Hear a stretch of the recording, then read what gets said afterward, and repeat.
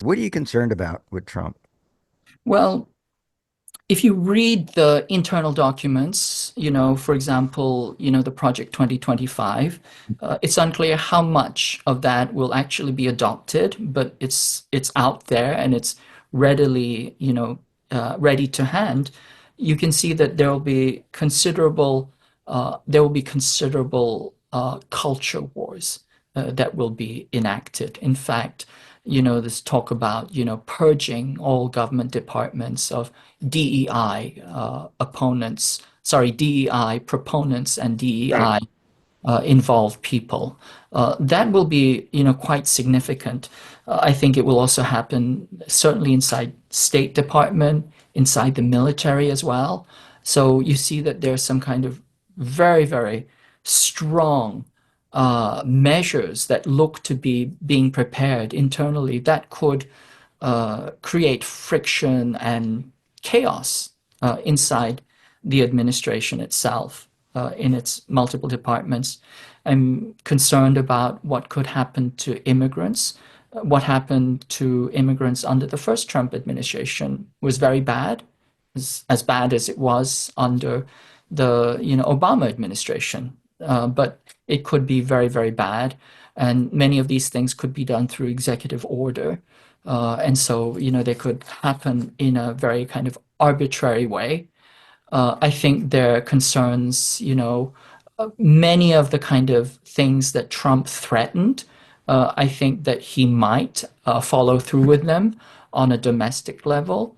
These are very, very worrisome because, unlike foreign policy, which, as I said, is more on autopilot, inside the domestic sphere, there actually is the executive does have significant power to engage in these kinds of radical reforms.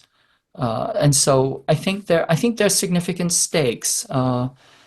I think things could get very, very chaotic, uh, and uh, and I think the key thing internally is the kind of capriciousness, I think, that makes things very, very unpredictable, that we don't know what could happen. I think that's something that I think brings anxiety to many people. Mhm. What should people do at this point? What do you think? I think that people need to get together, organize, and think about the long term, and think of this as a long-term struggle. And I think they need to, disabuse themselves that the two-party system is going to render any justice to anybody, except, for the oligarchic class. So I think that's the first thing.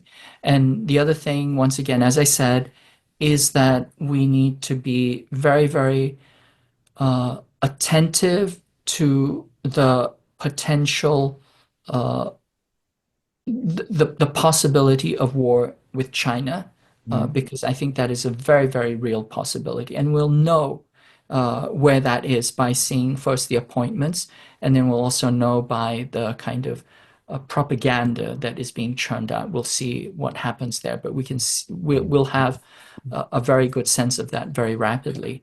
And then, of course, the third thing is that, all of us need to put our bodies on the line, on the gears, on the machines to prevent the genocide in Palestine. I think that, this is the core issue. It is the critical issue of the current historical moment. So all of us need to do everything and anything possible to inform, to challenge, to resist, to protest this, genocide in Palestine, and to send the message, I think, because it's certainly not going to be heard by the Biden administration, but to send the message, as I think already has been certainly sent through the elections, that the Trump administration cannot continue what the Biden administration has openly enabled.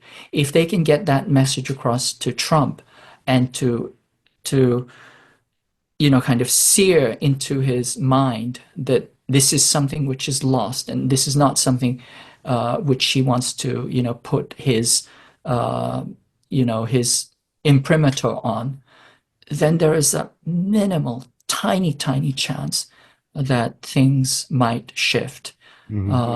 So I think those are the key priorities that we Yeah. need to struggle, fight for peace, and fight certainly to prevent this ongoing genocide.